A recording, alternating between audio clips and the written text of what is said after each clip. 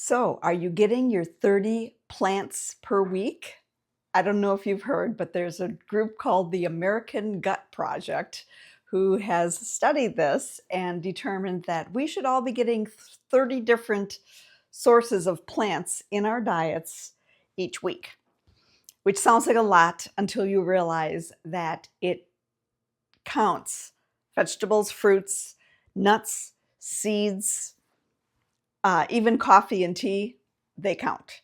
But the idea is that you should get 30 different sources per week to increase the variety in your diet. It helps your gut microbiome, which helps your immunity, your general health.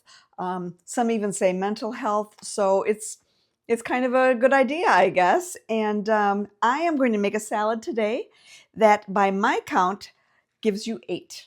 So it's a really good head start on that 30. The salad is a broccoli and kale salad, and it is one of my very favorites. So let's talk about the ingredients. It starts, of course, with kale. I also use broccoli slaw. So broccoli slaw is typically a mix of at least 3 different things. This one has shredded broccoli, red cabbage, and carrots. So by my count, we're now up to 4 already. How's that? There is also an apple. I cut up an apple. I use dried cranberries, 5 and 6, and as well as pepitas to give that little bit of a crunch at the end. Now, what are we at now? We're at 7, right?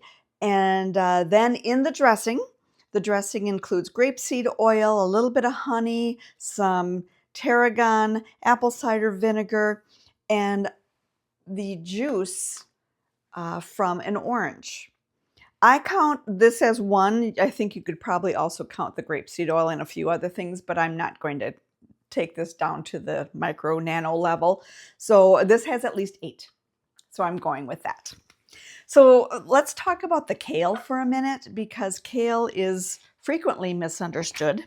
Kale is a really lovely leafy green, and it's probably one of the most nutritious ones you can find.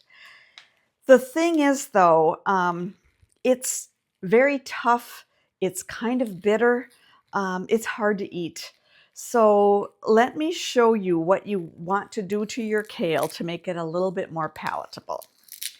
What we do is we peel these leafy parts away from this really tough fibrous stem of the kale. This we throw away. This is the part we keep. And you just do this, for this salad, you want about 4 or 5 of these kale leaves.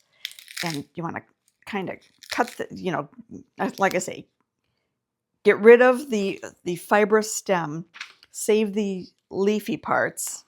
And then what we're going to do is we're going to massage the kale.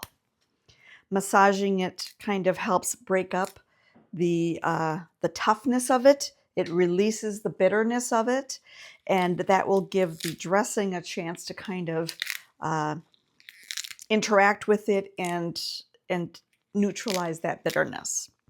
Now, the way I like to do this, I take all the leaves off, then I like to cut them up and then massage them. You can do it either way. It used to be that I would massage them first and then cut them into smaller pieces. I have decided over the years that I kind of like to cut them up first and then massage them. But either way works, so do this whichever way you most prefer. Now, as you're cutting the kale, like I said, you just kind of want to cut them in. I like to cut them in little strips, but just nice and small, because you want them to be easy to chew. Because trust me, they're a little bit tougher to chew than good old iceberg lettuce. But place all of your kale in a bowl. And then what we're going to do is massage it. And when I say massage, it's truly you just take your hands and stick them in there and start massaging. Now, the one thing about this is if you're doing this, if all you're going to have is massaged kale, I recommend you put a little oil on there or something, even a little squeeze of lemon juice. All of that will help neutralize what I described as the bitterness. But in the case of this salad, there's plenty of those compounds in the dressing we're going to put on it. So we don't actually have to put anything on here at all while we're massaging. It is a texture thing though, so for some people you might prefer to put a little olive oil just to make this, I don't know, slide a little better. But for the most part, you're just going to keep squeezing it. It's just a squeezing, massaging action. And as you will see, as we go on, you want to do this for about 2 to 3 minutes. And at the end of that time, the kale, it darkens a little bit, it becomes softer, and it becomes smaller. So that's when you know you have successfully massaged your kale. And then at that point, it's ready to mix with the rest of your salad ingredients. So I am going to add the broccoli slaw right in that bowl.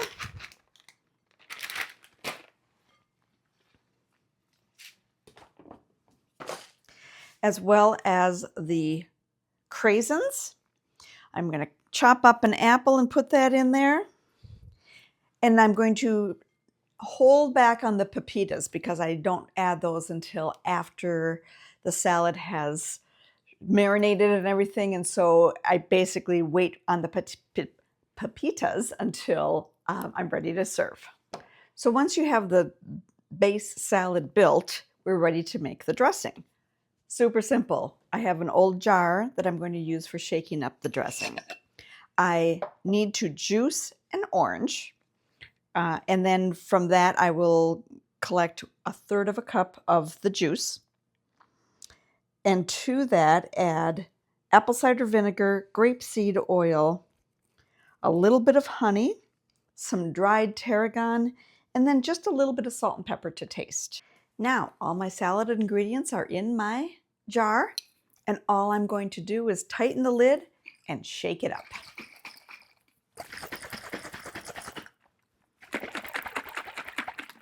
Now, the one thing about this dressing, because it has honey, the honey's going to sink to the bottom, and it's kind of a good indicator for whether or not you've done enough shaking.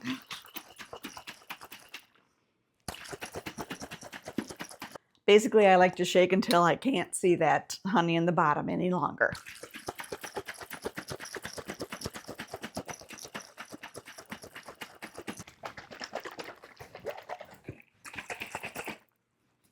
That looks good. Okay, so there's our dressing, and all we have to do is pour it on this salad.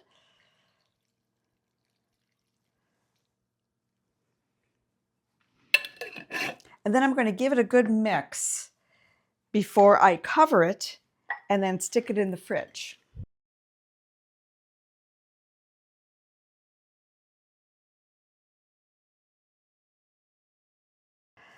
So once it's all mixed, I will cover this, place it in the fridge for at least an hour to develop the flavors, kind of even it all out before I add the pepitas to serve it.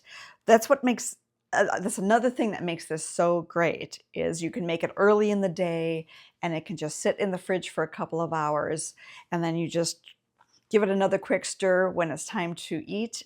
Give it a quick stir, add the pepitas, and serve.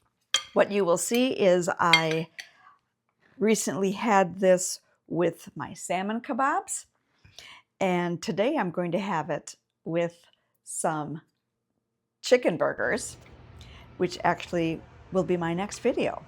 So stay tuned for that. But if you try this salad, let me know what you think, because I think if you try it, you will love it. Enjoy.